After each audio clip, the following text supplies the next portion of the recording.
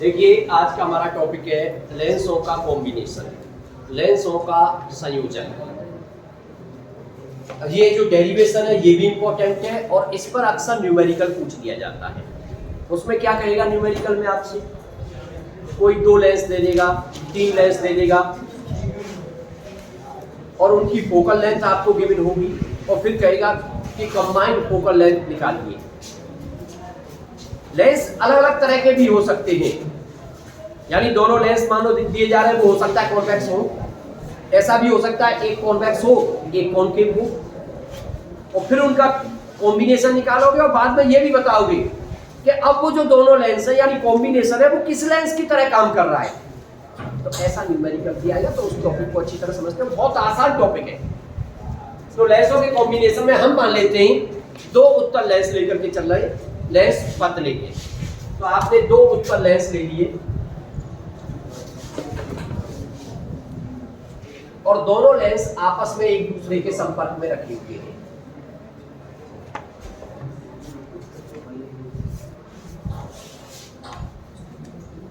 लेंसों के नाम दे दिए L1, L2 और उनकी फोकल लेंथ मान ली आपने F1 और F2। ये गिवन है दोनों लेंस और एक दूसरे के संपर्क में रखे हैं।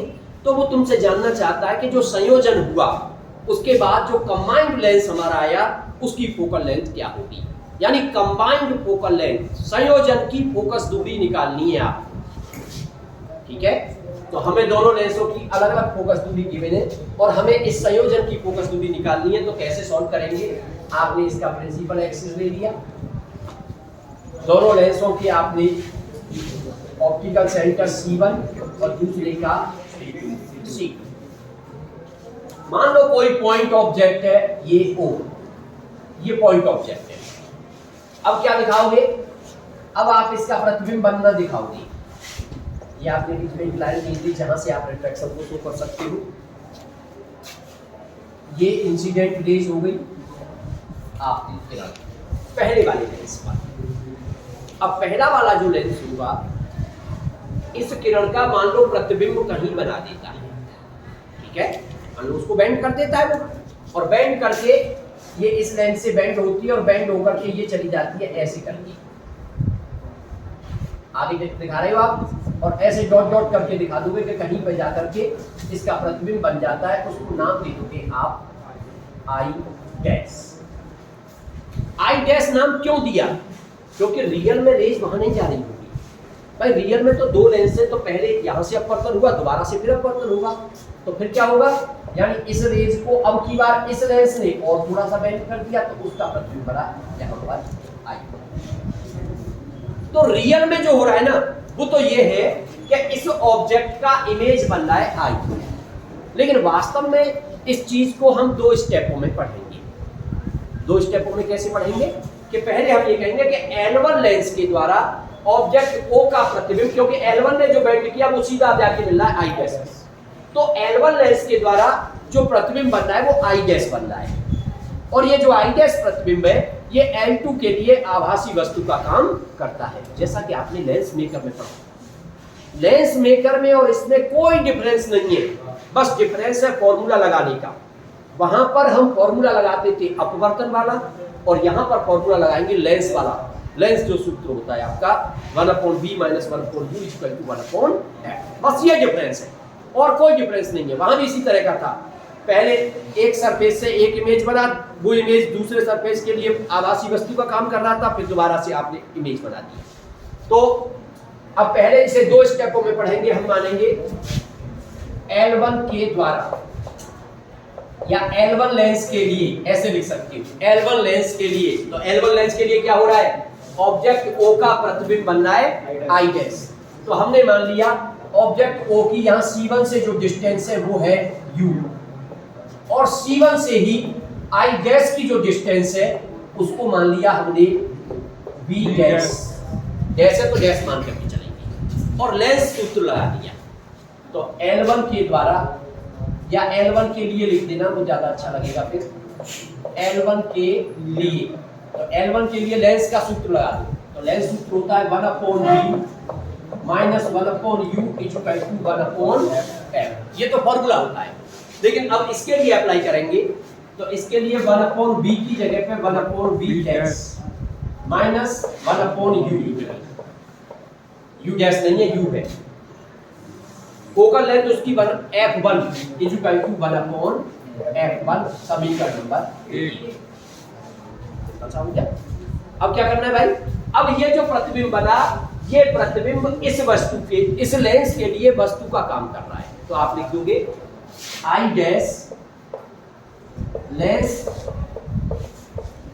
L2 के लिए आभासी वस्तु का काम करता है।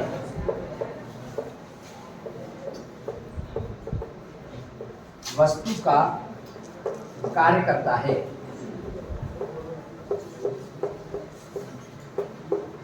आभासी वस्तु का कार्य कर रहा है और उसका फाइनल इमेज बन रहा है फिर आई। तो इस आई की जो डिस्टेंस है C2 से, उसको मान लिया हमने V। अब आप L2 के लिए फॉर्मूला लगाओगे तब, अब L2 के लिए फॉर्मूला लगाएंगे, लेंस L2 के लिए, L2 के लिए 1/, फॉर्मूला आपका लिखा हुआ ऊपर 1/v, तो 1/v, तो v की वैल्यू v है, तो 1/v माइनस 1/u।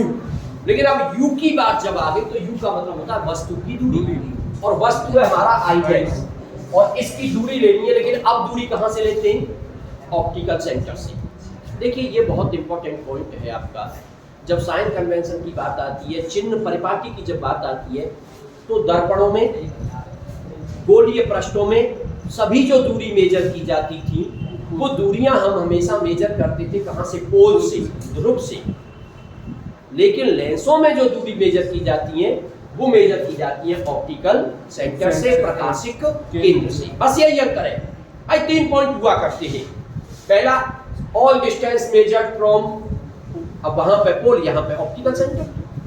दूसरा, इंसिडेंट रे की डायरेक्शन में, आपतित किरण की दिशा में जो दूरी नापी जाती है वो धनात्मक, और उसके विपरीत जो दूरी नापी जाती है ऋणात्मक। और मुख्य अक्ष से ऊपर पॉजिटिव और मुख्य अक्ष के नीचे नेगेटिव। तो बाद वाले दोनों पॉइंट तो सब में एक जैसे थे ना, तो चिन्ह परिपाटी का विषय ध्यान। चलिए खैर, अब बात करते हैं। तो अब दूरी यहाँ पे, अब इस लेंस के लिए अगर बात करोगे तो दूरी, वस्तु ये है तो वस्तु की दूरी हो जाएगी C2 से लेके आई डैश तक की। लेकिन C2 से लेकर आई डैश तक की दूरी हमारे पास सीधे सीधे नहीं है, बल्कि C1 से लेके आई डैश तक की दूरी है V डैश। अगर इसमें से मैं C1 C2 को घटा दूं तो काम चल जाएगा। इसका मतलब U की वैल्यू हो गई यहाँ पर V dash minus C1 C2, ये आपकी U की वैल्यू आ गई।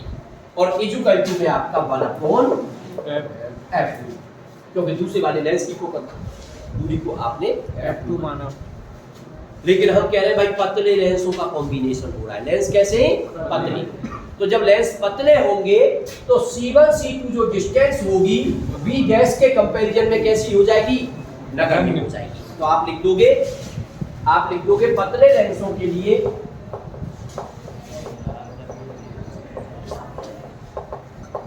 पतले लेंसों के लिए C1 C2 एक तरह से क्या हो गया, नेग्लिजिबल हो गया, 0 हो गया V डैश के कंपैरिजन में।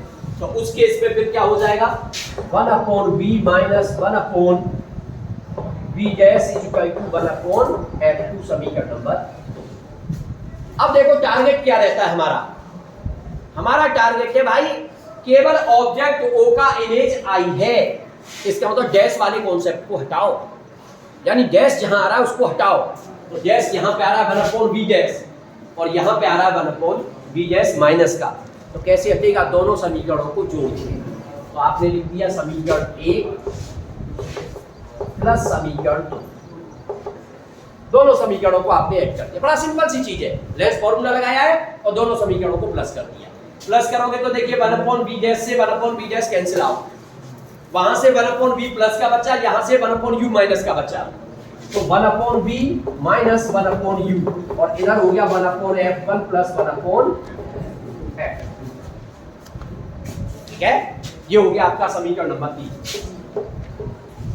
अब आप ये कह रहे हो कि ये दोनों लेंस मिलकर के तो एक लेंस की तरह काम कर रहे हैं, यानी ये जो है कंबाइंड लेंस बन गया।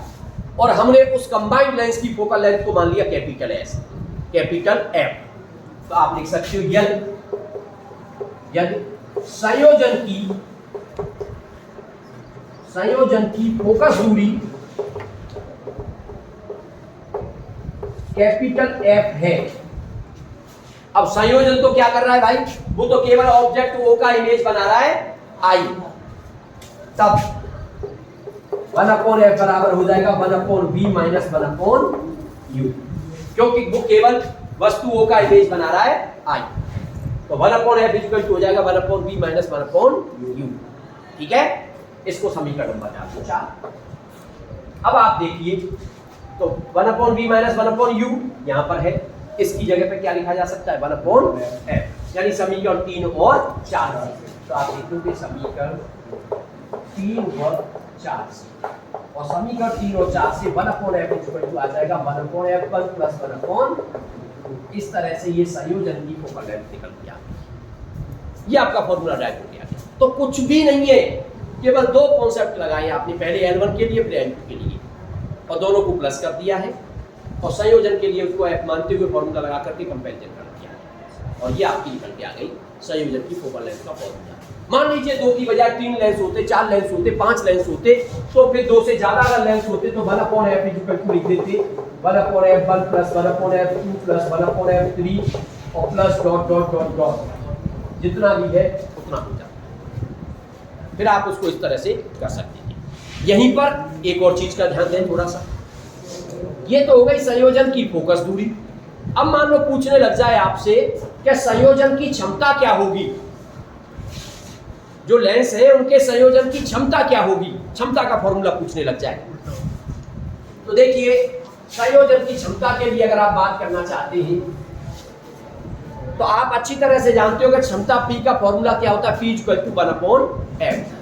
इसका मतलब ये हुआ कि 1/f की जगह तो कैपिटल P आ जाएगा भाई, संयोजन की क्षमता आ जाएगी, और 1/f1 क्या हो जाएगा P1 P2 P3। तो अगर यही फॉर्मूला आप संयोजन के लिए लगाना चाहते हो तो संयोजन की जो क्षमता होगी, संयोजन की क्षमता, तो संयोजन की क्षमता का फॉर्मूला हो जाएगा P equal to P1 plus P2 plus P3 plus dot dot dot. अगर 2 है तो केवल P1 प्लस P2। तो न्यूमेरिकल जो आता है उसमें 2 चीजें पूछ लेता है, संयोजन की फोकस दूरी भी पूछ सकता है, संयोजन की क्षमता भी पूछ सकता है। तो कोई प्रॉब्लम नहीं है, फोकस दूरी का भी फॉर्मूला आपके सामने है और क्षमता का फॉर्मूला भी आपके सामने है। ठीक है, तो इस तरह से आप इसको ध्यान रखेंगे। यहां पर एक चीज का और ध्यान दो, कभी कभी कंपटीशन में 1-2 बार जो क्वेश्चन पूछा गया है, यहां हम जो लेकर के चल रहे हैं वो ये लेके चल रहा है कि जो लेंस है वो संपर्क में रखे हैं, दोनों लेंस आपस में, या 3 लेंस हैं आपस में सटा करके रखे गए हैं। लेकिन अगर कभी कोई न्यूमेरिकल ऐसा आ जाए कि लेंसों के बीच में गैप दे रखा है, तो फिर फॉर्मूला क्या होता है, उस फॉर्मूले को याद रखना डायरेक्ट कंपटीशन के लिए। उसका डेरिवेशन आपके सिलेबस में नहीं है, केवल कंपटीशन के लिए उस फॉर्मूले को मैं बताना चाह रहा हूं। तो आप इस चीज को समझ सकते हो, यदि लेंसों के बीच की दूरी d है, यानी सिचुएशन ये है, नोट करके आप इस पॉइंट को समझ सकते हैं आगे। अगर लेंस, ये आपका पहला लेंस है, ये दूसरा लेंस है, और इनके बीच की जो डिस्टेंस है वो d दे रखी है, तो फिर क्या सिचुएशन बनती है, जब इनकी फोकल लेंथ f1 और f2 है। तो यदि लेंसों के बीच में d दूरी दे रखी है तो संयोजन की फोकस दूरी का फॉर्मूला हो जाएगा 1/f equal to 1/f1 plus 1/f2। ये तो वहां तक तो सही है, माइनस d/f1 f2। तो ये आप ध्यान रखेंगे यदि वो d दूरी पर रखे हैं तो। और क्षमता का फॉर्मूला बनाओगे तो 1/f इक्वल टू p, और ये हो जाएगा P1 प्लस P2 माइनस, और d अपनी जगह 1/f1 यानी dP1 P2। ये क्षमता का हो जाएगा, ये फोकल लेंथ का।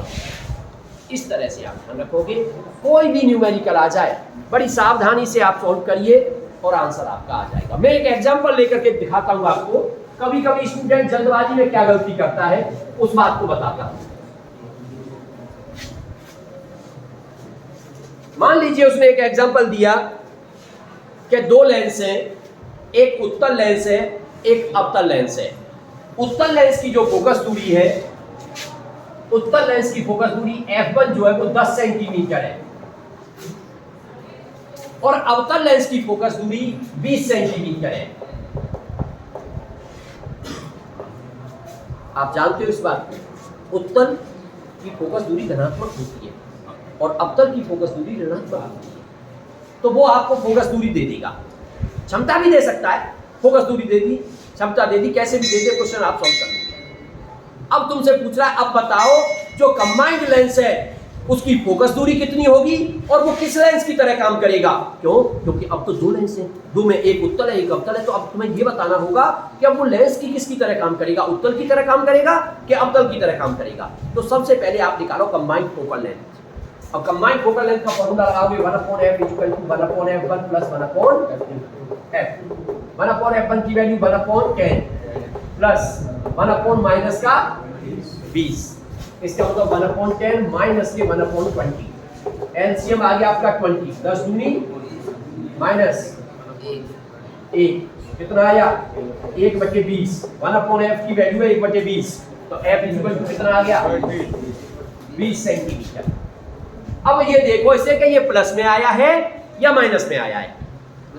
अगर ये प्लस में आया है तो आपका संयोजन जो है कंबाइंड जो लेंस है वो उत्तल लेंस की तरह काम करेगा। अगर ये माइनस में आता तो आपका जो संयोजन था, जो कंबाइंड लेंस था, वो अवतल लेंस की तरह काम। बात समझ में आ गई? अब मान लो यही तुमसे पूछ, यानी ये तो आपने बता दिया कि साहब वो उत्तल लेंस की तरह काम करेगा, ये आंसर हो गया आपका।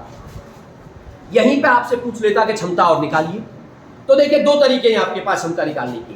या तो P1 अलग निकाल लो 1/f1 करके, P2 अलग निकाल लो 1/f2 करके, और P = P1 + P2 यहां से निकाल दो। लेकिन एक और तरीका है भाई, आप कंबाइंड फोकल लेंथ निकाल चुके हो। जब आप कंबाइंड फोकल लेंथ निकाल चुके हो तो आप कंबाइंड पावर भी निकाल सकते हो, यानी कंबाइंड पावर P = हो जाएगी 1/F। लेकिन मैंने एक चीज बताई थी, अगर फोकल लेंथ हुआ करे मीटर में तब 1/f लगाओ, लेकिन अगर फोकल लेंथ हुआ करे सेंटीमीटर में तो फिर 100/f लगाओ। ठीक है ना? इसका मतलब सेंटीमीटर में तो 100/f, तो 100/f की वैल्यू 20/500, इसका मतलब 5 और यूनिट होता है इसका डायोमीटर, तो प्लस के 5 डायोमीटर। ठीक है?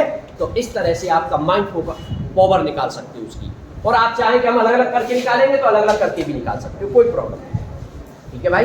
तो इस तरह से देखिए ये टॉपिक काफी इंपॉर्टेंट टॉपिक है, और ये फॉर्मूला कई बार बोर्ड में ये सॉल्व कराया, ये ड्राइव कराया है, और बड़ा आसान है, बस 2 स्टेप है इसके। ठीक है? और न्यूमेरिकल भी कई बार पूछ लिया गया है, तो आप अच्छी तरह तैयारी करें।